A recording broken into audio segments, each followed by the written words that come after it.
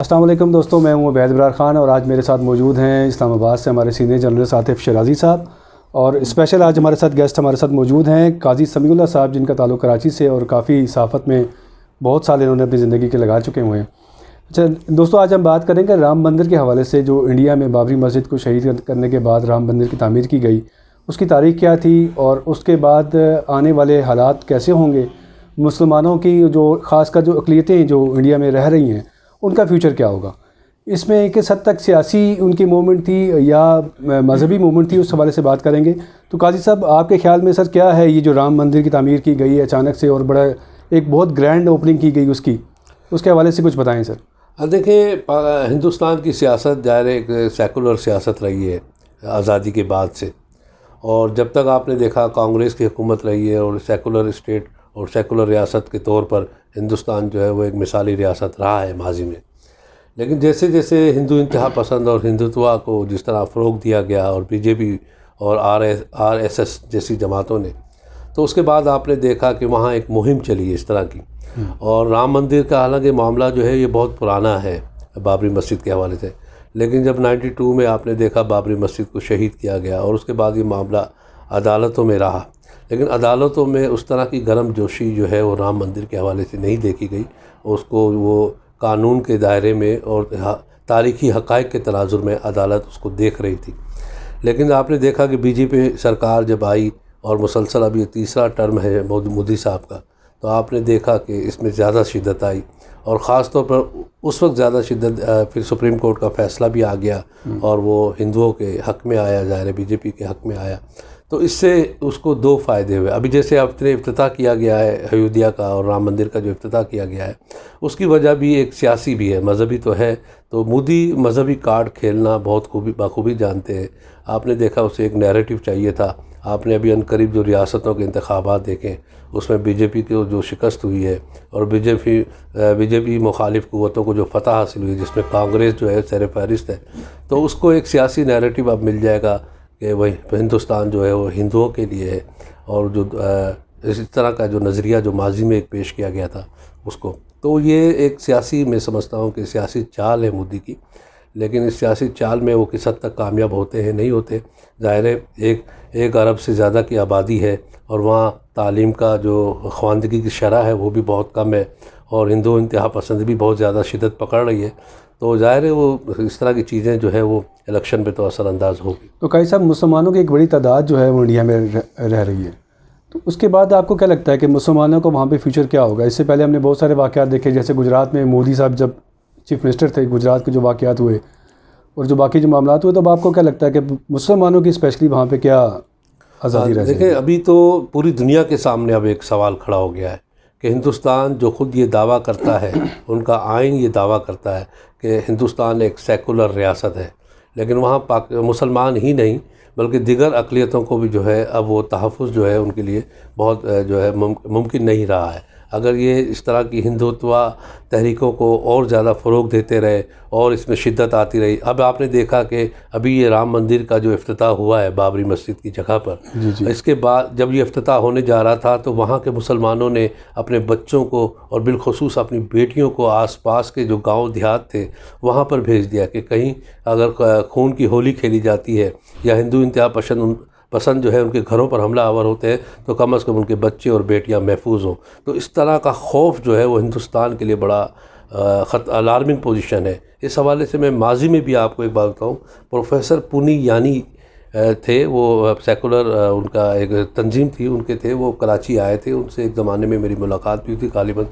2008 9 یا 10 کا واقعہ تو ہے۔ انہوں نے بھی یہی کہا تھا کہ اب سیکولر ریاست جو ہے ہندوستان میں جو ہے وہ ختم سیکولر اپروچ جو ہے وہ ہندوستان میں ختم ہوتے جا رہی ہے۔ اب جو سیاست جو ہو رہی ہے وہ مذہبی کارڈ پر ہو رہی ہے یا وہاں کی جو اونچ نیچ والی ذات ہے۔ اب آپ نے دیکھا کہ مودی نے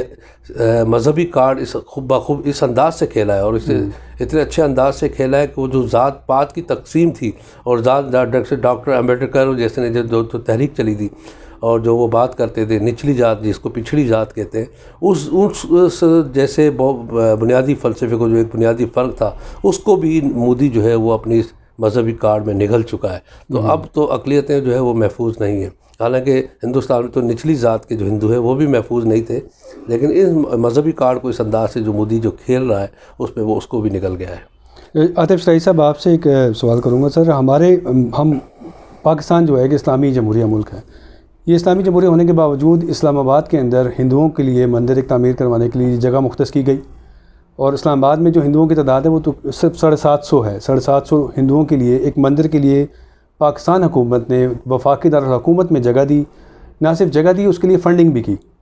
کہ اپنا مندر بنائیں اور اپنی جو ہے اپنی اقلیتوں کے مطابق اپنا مذہب کو فالو کریں. تو اس حوالے سے آپ کمپیریزن کیا کر رہیں گے انڈیا کا اور پاکستان کا، کہ پاکستان اتنا کچھ کر رہا ہے اور انڈیا ایک جو سیکولر اسٹیٹ اپنے آپ کو کہہ رہی ہے وہ مندر کو بنائی جا رہی ہے مسجدوں کو گرا کر کے؟ جی بیت صاحب بہت شکریہ، آپ نے بڑی اچھی بات کی ہے سر. اب یہ وفاقی دارالحکومت میں یہ فیصلہ کیا گیا تھا کہ ہندو برادری کے لیے ایک مندر تعمیر کیا جائے گا، شاید H9 والی سائڈ پہ. جی. اور یہ عمران خان صاحب کے دور میں فیصلہ ہوا تھا کہ یہاں پہ جو ہندو کمیونٹی ہے ان کو بھی مذہبی عبادت کی آزادی ہو، کیونکہ ہمارا آئین کہتا ہے کہ تمام مذاہب کو ان کی مذہب کے مطابق زندگیاں بسر کرنے کی اور ان کی عبادت کرنے کی اجازت ہوگی. ہمارے آئین کے یہ آئین کی شکوں میں یہ شک شامل ہے. لیکن جب آپ کمپیریزن کرتے ہیں انڈیا کے ساتھ تو بڑے افسوس سے کہنا پڑتا ہے کہ انڈیا جو اپنے آپ کو سب سے بڑا سیکولر کہتا ہے کچھ عرصے تک، اب وہ وہاں پر اس قسم کے جو واقعات ہو رہے ہیں، آپ نے اس سے پہلے ماضی میں دیکھا ہوگا کہ خاتون کے ساتھ ایک طالبہ کے ساتھ اس کا دوپٹہ اور اس کی چادر چھیننے کا بھی واقعہ پیش آ چکا ہے. اس قسم کے واقعات جو ہوتے ہیں وہ واقعی بڑے تکلیف دہ ہوتے ہیں کہ کسی معاشرے میں جو اقلیتیں ہیں ان کے ساتھ ناروا سلوک تو بڑے نامناسب بات. جب دنیا 21ویں صدی میں جا رہی ہے اور اس کے باوجود اب سوسائٹی کو تفریق کرتے ہیں مذہب کی بنیاد پر، تو یہ انتہائی عجیب اور معجوب بات سمجھی جاتی ہے. انڈیا میں ابھی یہ بابری مسجد کا بھی پھر واقعہ آ گیا اس کے بعد، کیونکہ مجھے یہ لگتا ہے کہ مودی صاحب جو ہیں اسپیشلی جب بھی کوئی الیکشنز ہو تو وہ اس قسم کا سٹنٹ چھوڑتے ہیں. اور آپ نے ماضی میں بھی دیکھی مودی اور BJP کی جو کمپین ہے وہ مسلم دشمنی کی بنیاد پر رکھی جاتی ہے کہ جب بھی اس قسم کا کوئی واقعہ آتا ہے وہ مسلم دشمنی کو فروغ دیتے ہیں اور اس نفرت کی بنیاد پر اپنی الیکشنز کمپین کرتے ہیں. تو یہ اس سے مطلب گو کہ ان کی سپریم کورٹ نے یہ فیصلہ دیا ہے، ان کو تو ماننا ہے، ہم نہ مانیں ٹھیک ہے، لیکن ان کی سپریم کورٹ کا ایک فیصلہ اب اس کے مقابلے میں 25-26 کلومیٹر دور ایک مسجد بھی بنائی جائے گی. لیکن اس قسم کے فیصلوں سے جو اقلیتیں ہوتی ہیں وہ اپنے آپ کو غیر محفوظ محسوس کرتی ہیں.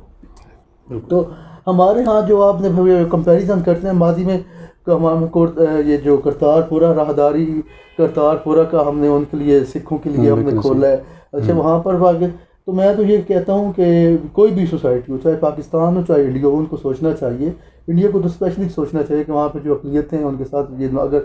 کیونکہ یہ ایک تاثر ابھر رہا ہے ان کے ارد گرد کہ جو ایک سیکولر ملک ہے ان کے ارد گرد یہ تاثر ابھر رہا ہے کہ وہ مزید سیکولر نہیں رہا، اسپیشلی وہ خاتون والے واقعے کے بعد بابری مسجد کے پاس. تو ان کو یہ سوچنا چاہیے اس تاثر کی نفی ہونی چاہیے، ایسے اقدامات سے گریز کرنا چاہیے جن سے یہ تاثر ابھرے کہ انڈیا سیکولر نہیں رہا. اور پھر اسے